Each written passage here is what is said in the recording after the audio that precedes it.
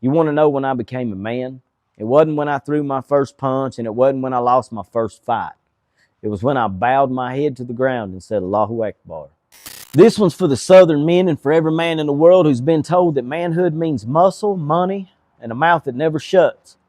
Not the politicians in Nashville or D.C., and not the bootlickers waving flags like idols. I'm talking to the ones who can still fix a fence, field dress a deer, say yes ma'am to a lady, and astaghfirullah when they've gone astray. I grew up on a farm in East Tennessee, raised cattle and horses. I cut tobacco till my hands split, and I put up hay in the July heat that could peel your skin.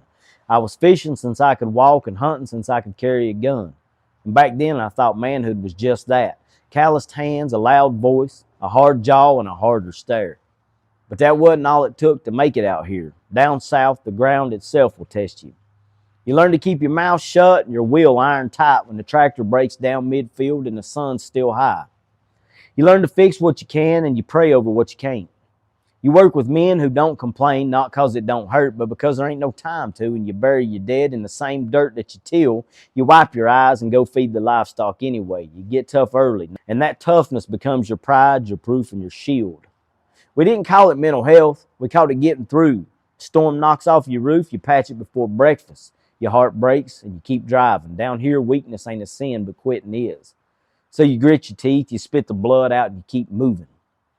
But somewhere between the barn and the bottle, between Sunday sermons and Saturday sins, I realized that all that strength didn't mean nothing if the heart behind it was hollow. See, the South used to have grit. Men who worked the land, who bled and prayed in the same day. Now we got boys playing soldier in truck stop hats and designer jeans screaming about freedom while they're slaves to lust, to greed, and to their ego. And it just ain't the South anymore, it's the whole damn world. From London to L.A. Men puff their chests and scroll their phones, fighting digital wars and losing the real battle inside themselves. They quote Friedrich Nietzsche and they wear cross necklaces, they drink whiskey and they call it wisdom, but they ain't got a drop of discipline in them. No salah, no sabr, and no soul. You want to know when I became a man? It wasn't when I threw my first punch, and it wasn't when I lost my first fight. It was when I bowed my head to the ground and said, Allahu Akbar. When I realized that strength ain't how hard you hit, but how much you can restrain. That courage ain't in fighting for your pride, but standing firm for truth when the whole damn world calls you wrong. Islam didn't make me soft. It made me steel. It gave me a backbone forged in revelation, not rebellion. When I read the Quran and Islam and I see men, real men, Khalid ibn Walid, the sword of Allah, who never lost a battle but cried when he died in bed because he wanted to die on the battlefield. Ali ibn Talib, the lion-hearted, who could crush a warrior and then feed an orphan in the same breath. And the Prophet Muhammad, sallallahu alaihi wasallam, the gentlest to his wives, the bravest in battle, the first to forgive and the last to flee.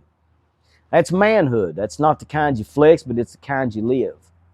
But look around. The world sold you counterfeit courage, porn instead of purity, rage instead of righteousness, and luxury instead of legacy.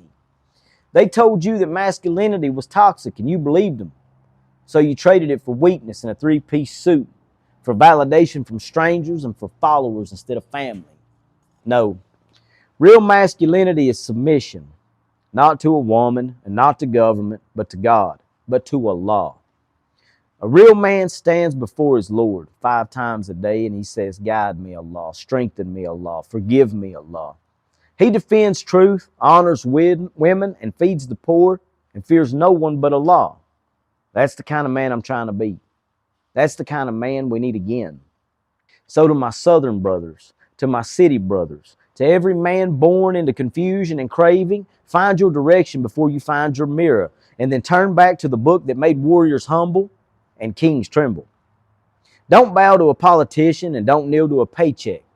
Bow to the one who made you from dust and still calls you his servant. You can raise cattle, ride horses, shoot straight, build barns, and bury your dead. But if you don't know your Lord, you're still lost in the field. So rise up. Put down your ego, pick up your prayer rug, be like Khalid, unbreakable, be like Ali, merciful and mighty, and be like Muhammad, the mercy to mankind. Because the world don't need more cowboys, it needs more men of God.